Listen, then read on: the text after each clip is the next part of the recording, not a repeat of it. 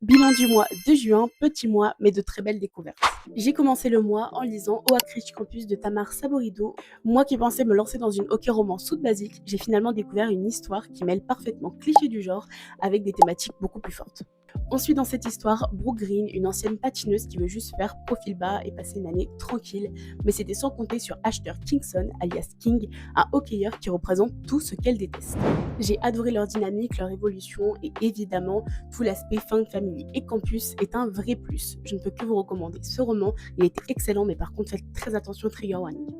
J'ai donc continué le mois avec Cowboys Don't Fall in Love de Mike Eckersley et si comme moi vous adorez les ranch romance, vous devez absolument foncer. Parce que au-delà de son aspect de petite ville rythmé par la musique country, il s'agit d'un vrai message de réappropriation de soi. On y rencontre Caroline, 31 ans, bientôt divorcée de son premier amour après avoir passé des années sans vraiment se comprendre et se rendre compte qu'ils n'avaient pas forcément les mêmes objectifs de vie. Pour tenter de se reconstruire, elle traverse l'océan et elle va faire la connaissance là-bas de Hunter, un cowboy qui lui aussi traverse une période difficile. L'ambiance est un énorme point fort avec l'esprit de famille, les paysages de ranch superbes et surtout la musique country qui donne un aspect très réconfortant à cette histoire. Après tout ça, j'ai enchaîné avec une lecture qui m'a détruit le cœur, j'ai nommé Les Yakuza tome 2 L'héritier de Aya Estrella. Après un premier tome intense, celui-ci va encore plus loin, il est plus sombre et encore plus émotionnellement compliqué. Ce que j'ai le plus aimé, la profondeur psychologique des personnages de cette autrice. J'en dis pas plus, mais c'est littéralement une duologie qui ne laisse clairement pas indifférent.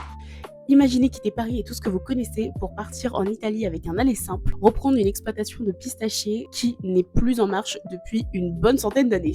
C'est exactement ce qui arrive à Juliette dans In My Pistachuera. Si vous avez besoin d'une lecture estivale, ne cherchez plus, j'ai la pépite qu'il vous faut. Après toutes les émotions de mes dernières lectures, j'avais vraiment envie de lire cette romance doudou qui montre en fait tout simplement tout ce que j'aime dans les romances estivales avec un Grumpy Sunshine, un slow burn, une petite ville pleine de ragots et surtout des paysages italiens incroyables. Une histoire doudou qui m'a bien évidemment donné envie de réserver un aller simple également pour l'Italie. Emily Collins signe tout simplement une histoire aussi réconfortante qu'addictive. Au final, petit mois niveau quantité, mais de très très belles découvertes à mon actif. Si ça vous intéresse, toutes mes chroniques sont disponibles quasiment sur mon Instagram, donc n'hésitez pas à les voir. Et vous, n'hésitez pas à me dire quelle a été votre meilleure lecture du mois de juin.